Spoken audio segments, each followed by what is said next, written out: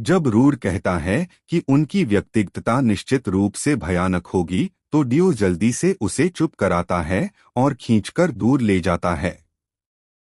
Deo चिंतित होकर rude को बताता है कि किसी को सुनने की स्थिति में चुप रहना जरूरी है और यह चेतावनी बहुत महत्वपूर्ण है।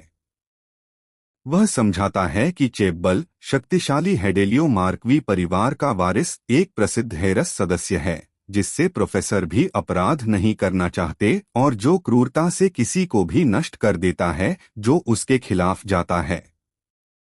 वह निष्कर्ष निकालता है कि यदि आप चेब्बल के क्रोध में आ गए तो स्कूल में आपकी जिंदगी नरक बन जाएगी। रूड स्वीकार करता है कि उसे सतर्क रहना चाहिए, लेकिन डियो से पूछता है कि वह राक्षस से क्या मतलब है। डियो कहता है कि रूड जल्द ही जान जाएगा। कथित राक्षस एक सामान्य उदाहरण है कि हेडेलियो किसी पर निशाना बनाता है तो क्या होता है। जब रूड और अधिक विवरण मांगता है तो डियो विषय बदल देता है और उसे खींचकर ले जाता है। डियो खुशी खुशी सुझाव देता है कि वे इस उदास विषय को छोड़ दें। रूड अपने नए दोस्त डियो के साथ अकादमी के कई स्थानों का दौरा जारी रखता है। वे कैंपस के आंगन में एक बड़े फव्वारे तक जाते हैं और एक दुकान में भी रुकते हैं जहां डियो दुकानदार से बात करता है और रूड सुनता है। डियो रूड को एक भव्य सुनहरी हॉल तक ले जाता है जिसके केंद्र में एक चमकता हुआ टेलीपोर्ट या जादुई चक्र है। पूरा दिन डियो की लगातार बातचीत और रूड के सुनने में बीत जाता है। सुबह से शाम तक समय बदल जाता है। थक कर रूड अंततः एक रिसेप्शन कक्ष में विश्राम करता है जहां सूटकेस का एक बड़ा ढेर रखा है। वह सोचता है कि यह दौरा साधारण स्कूल ओरिएंटेशन से ज्यादा एक अभियान जैसा था। वह याद करता है कि डियो ने कहा था कि बाद में वह अपना कमरा देखे और नोट करता है कि केवल एक महीने में भी डियो सब कुछ जानने वाला जैसा व्यवहार करता है। एक स्टाफ सदस्य आता है और किसी भी असुविधा के लिए माफी मांगता है। वह पुष्टि करती है कि उसका नाम रूड क्रिस्सी है और वह हाँ कहता है।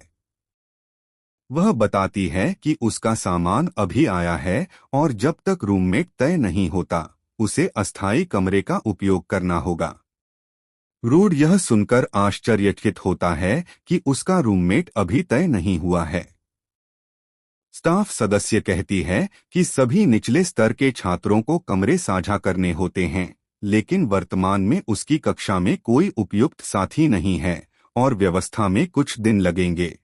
डचेस की सूचना को याद करते हुए रूड नोट करता है कि उसकी कक्षा में ठीक एक खाली जगह होनी चाहिए। स्टाफ सदस्य उसकी तीखी टिप्पणी पर भ्रमित हो जाता है। मुस्कुराते हुए रूड लीरसस डायन लियरसस दिया बटा RTN का नाम लेता है और टिप्पणी करता है कि उसने सुना है कि वह लड़का अकेले एक कमरे में रहता है। थोड़ी देर बाद रूड अपने बैग के साथ एक भव्य दरवाजे के सामने खड़ा होता है, तैयार होकर उस कमरे में प्रवेश करने के लिए जो शायद आरशान का होगा। उसे एक विशेष कुंजी दी जाती है जो उसके मिशन से जुड़ी लगती है। वह चुपचाप कुंजी का अध्ययन करता है और विचारशील नजर आता है। एक महिला उसकी ईमानदार अनुरोध को स्वीकार करती है, लेकिन कहती है कि अगर उसका मन बदल जाए तो वापस लौट आए। रूड याद करता है कि उसे महिला को मनाने में मेहनत लगी थी और उम्मीद करता है कि परिणाम इसके लायक होगा। अकादमी के छात्रावास पहुंचकर रूड अपने मिशन के मुख्य व्यक्ति से मिलने जाता है। दरवाजे पर खटखटाने के बाद वह सोचता है कि क्या उसका नया रूममेट कमरे में नहीं है। वह दरवाजे का हैंडल जांचता है और पाता है कि यह खुल जाता है। रूड एक भव्य और अलंकृत छात्रावास के कमरे में प्रवेश करता है। वह खिड़की के पास सुनहरे और शानदार बिस्तर को देखता है। वह एक सुरुचिपूर्ण डेस्क क्षेत्र को भी नोट करता है। साझा कमरे की इस भव्यता को देखकर यह सोचते हुए कि यह दो छात्रों के लिए बहुत विशाल और शानदार है, रूड चारों ओर देखता है। वह देखता है कि एक व्यक्ति बिस्तर की चादरों के नीचे लेटा हुआ है। रूड बिना कुछ कहे उस सोते हुए व्यक्ति का निरीक्षण करता है। वह अविश्वास में सोचता है कि क्या उसका रूममेट वही है। रूड ध्यान देता है कि उसका रूममेट पहले ही सो चुका है और उसे किसी परीक्षा के बच्चे जैसा लगता है। जिज्ञासु होकर रूड कंबल को खींचता है। जैसे ही कंबल उठता है, बाल दिखाई देते हैं। कंबल के नीचे उसका लंबे बालों वाला रूममेट शांतिपूर्वक सो रहा है। रूड नोट करता है कि लड़का कितनी गहरी नींद सो रहा है, जबकि वह आराम करने की स्थिति में भी नहीं है और वह निश्चित नहीं है कि उसे राहत महसूस करनी चाहिए या नहीं। वह बिस्तर के पास खड़ा चुपचाप उसे देखता है। आखिरकार उसे छोड़ देने का निर्णय करता है और अपनी चीजें रखने के लिए मुड़ जाता है। अचानक सोता हुआ दिखने वाला लड़का अपने जीवंत बैंगनी आंखें खोलता है। लड़का कंबल के नीचे हिलता है और रूड की ओर देखता है। रूड अपना सिर घुमाता है और पीछे की ओर हलचल महसूस करता है। लड़का जल्दी से फिर से अपनी आंखें बंद कर लेता है और सोने का नाटक करता है। रूड अपने सामान व्यवस्थित करता है, जबकि उसका रूममेट दूसरे बिस्तर में सोने का दिखावा जारी रखता है। रात अकादमी परिसर में छा जाती है। कहीं भवन के भीतर रोशनी चमक रही है और कुछ हलचल महसूस होती है। एक नीले बालों वाला जादूगर किताबें लेकर बार बार बुलाए जाने की शिकायत करता है और कुछ महसूस करके जमसा जाता है। वह घबराकर बताता है कि उसे टॉवर के ध्यान से बचने के लिए और समय चाहिए। खिड़की के पार एक छायादार आकृति का सामना करते हुए वह हकलाते हुए कहता है कि यदि उसे अधिक समय दिया गया तो अनुबंध पूरा होगा। फिर वह झटका खाकर प्रतिक्रिया करता है। वह कमरे में घुसता है, प्रोफेसर हेल को बुलाता है और मांग करता है कि उसे बताया जाए कि क्या हो रहा है। प्रोफेसर हेल शांति से पढ़ते हुए पूछते हैं कि हलचल किस बात की है।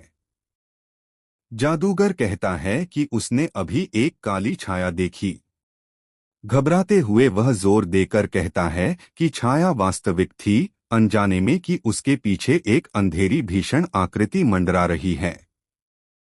वह कांपता है, यह महसूस करते हुए कि कोई अनिष्टकारी शक्ति नजदीक है। छाया हिंसक रूप से हमला करती है। हेल तनावपूर्ण रूप से घटनाओं को देखते हैं। कांतिमय अंधकार से घिरे हेल यह प्रण लेते हैं कि अनुबंध निश्चित रूप से पूरा होगा। सुबह होती है और अकादमी दिन की रोशनी में चमकती है। रूड जागता है और खाली नजरों से ऊपर देखता है। वह अपने बिस्तर के ऊपर सजाए गए छत को देखता है। समझते हुए कि वह देर से उठा है, रूड बिस्तर पर बैठ जाता है। दूसरे बिस्तर को खाली देखकर वह नोट करता है कि उसका रूममेट पहले ही निकल चुका है।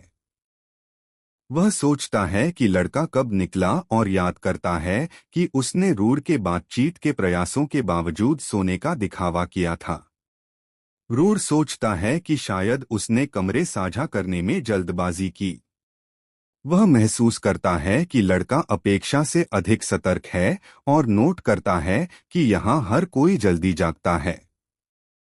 दूसरी जगह हॉल में छात्र बातचीत कर रहे हैं और एक दूसरे को बुलाते हैं। छात्रों के समूह किसी खबर पर आश्चर्य व्यक्त करते हैं। अपने खिड़की से रूड नीचे हलचल करते छात्रों को देखता है और हैरान होता है। छात्र हेल की कक्षा में नए शीर्ष अंक पाने वाले बच्चे के बारे में गपशप कर रहे हैं। वे यह भी जोड़ते हैं कि यह नया छात्र उस राक्षस के साथ कमरा साझा कर रहा है, जिससे एक कुख्यात छात्र का संकेत मिलता है। छत पर